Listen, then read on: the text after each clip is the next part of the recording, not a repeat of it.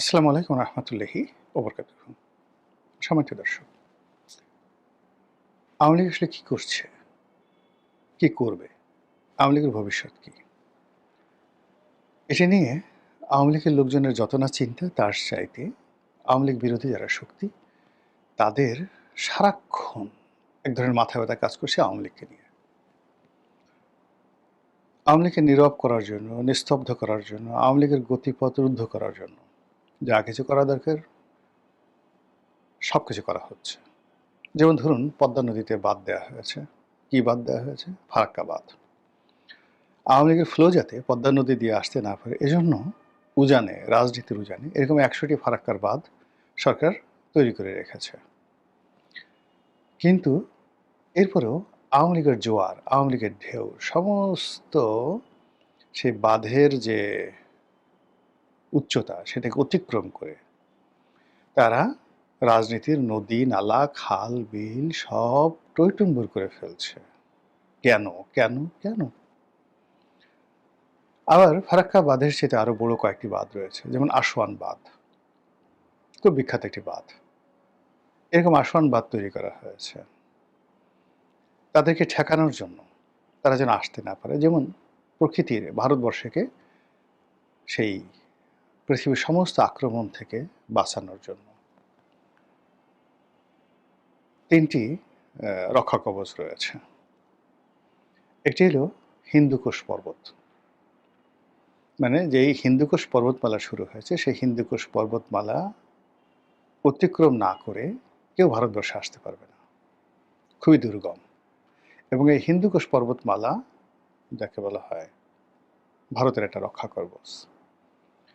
তো আওয়ামী লীগকে ঠেকানোর জন্য জামাত, বিএনপি, এনসিপি, ইনুস এরা সবাই মিলে তাদের আসার পথে বড় বড় হিমালয়, কিলিমানজারো, আল্পস, হিন্দুকুশ পর্বত এরকম অসংখ্য বাধা তৈরি করে রেখেছে।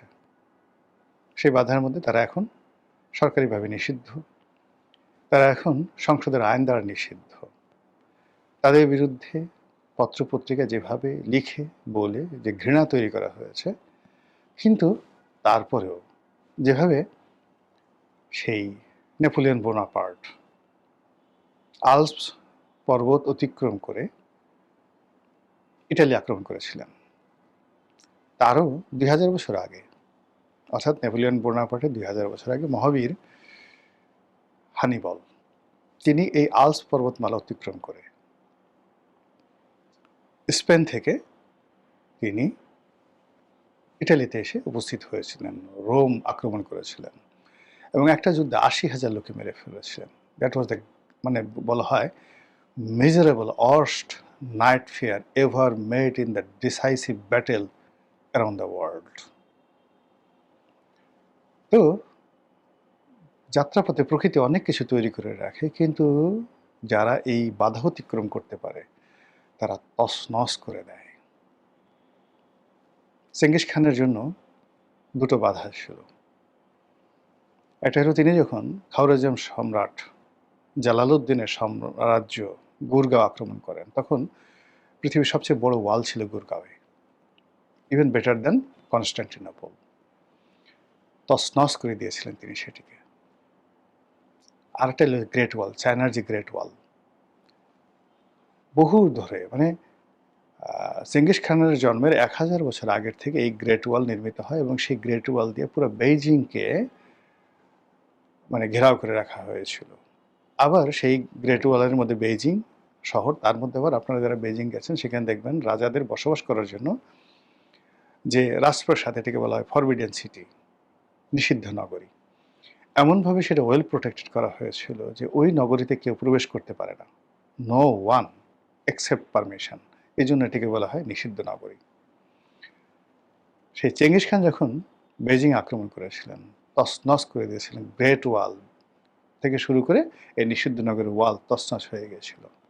এখন আওয়ামী লীগের বিরুদ্ধে যে সকল গ্রেট ওয়াল তৈরি করা হয়েছে, যে সকল নিষিদ্ধ নগরী তৈরি করা হয়েছে, the great wall of Constantinople, the great wall of Gurgaon তৈরি করা হয়েছে, সেইগুলো অতিক্রম করে ছাত্রলীগ জয় বাংলা বলছে, যুবলীগ জয় বাংলা বলছে, মাইরে ফেলাবো, খাইয়ে ফেলাবো বলছে, পোস্টার টানাচ্ছে, মিছিল করছে। মানে এটা কি ধরনের কথা? কেন এরকম হচ্ছে? হোয়াই? আওয়ামী লীগের কি কোনো মা-বাপ নেই? আওয়ামী লীগের কোনো লজ্জা শরম নেই? কোনো ভয় নেই? মানে এরা কেন এই কাজগুলো করছে? এটা নিয়ে আওয়ামী লীগের যারা বিরোধী শক্তি তারা রীতিমতো অবাক হয়ে গেছে।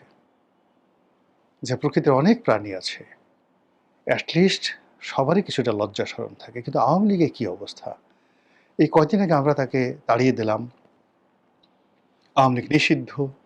আওয়ামী লীগ কোনোদিন আর বাংলাদেশে ফিরে আসতে পারবে না। কিন্তু এই এত কিছু করার পর আওয়ামী লীগের কোনো লজ্জা নেই। তারা বুক ফুলিয়ে হাসছে, দেশে দেশের বাইরে কথা বলে যাচ্ছে। তাদের মুখ যেটাকে আমরা রাগ হয়ে বলি চোপা, চোপা বন্ধ করা যাচ্ছে না। তো এই যে একটা অবস্থা, সেই অবস্থার প্রেক্ষিতে ২০২৬ সনে ২৩শে জুন তাদের একটা, যাকে বলা হয় প্রতিষ্ঠা বার্ষিকী। এখন সরকার বলছে যে এটা তো কোনো দলই না, এর কোনো অস্তিত্ব নেই। কিয়ামত হয়ে গেলে আওয়ামী লীগ ফিরে আসতে পারবে না, এর কোনো নামগন্ধ থাকবে না, বাংলাদেশে শেখ মুজিবের নাম, শেখ হাসিনার নাম উচ্চারণ করার মতো কোনো লোক থাকবে না। কিন্তু এর মধ্যে সেই ২৩শে জুন আসেনি। আমি ভিডিও যখন করছি ২২শে জুন রাতে, এর মধ্যে সারা বাংলাদেশে রেড অ্যালার্ট, ৬টি জেলাতে সেনাবাহিনী নেমে গেছে। গোয়েন্দা সংস্থার সেই সর্বোচ্চ নেটওয়ার্ক কাজ করছে। সামরিক, বেসামরিক, রাজনৈতিক নেতাকর্মীরা সবাই জয় বাংলার স্লোগান প্রতিহত করার জন্য রীতিমতো মানে কি বলবো, জনযুদ্ধে নেমেছে। ঠিক সেই অবস্থাতে আওয়ামী লীগ অনেকটা রিল্যাক্স মোডে তারা দিল্লিতে বসে তৎপরতা চালাচ্ছে। শেখ হাসিনা দিল্লির যে প্রভাবশালী সাউথ ব্লক রয়েছে, আপনারা জানেন সাউথ ব্লক কাকে বলা হয়।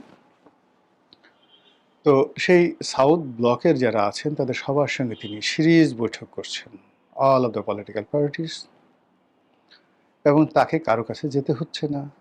সবাই নরেন্দ্র মোদী থেকে শুরু করে সরকারের কর্তা ব্যক্তি সবাই তার সঙ্গে গিয়ে দেখা করছেন গোপনে। সোনিয়া গান্ধী থেকে শুরু করে অন্যান্য যে সকল নেতা যারা দিল্লিতে যাচ্ছেন, কেউ হয়তো তামিলনাড়ু থেকে আসছে, কেউ হয়তো কলকাতা থেকে আসে, তার সঙ্গে দেখা করছেন। তিনি বলতে গেলে পীরে মা হয়ে গেছেন এখন। মানে তাকে, মানে এটা বলতে মেজাজও গরম হয়ে যায়, রাগও হয়ে যায়, হাসিও পায়।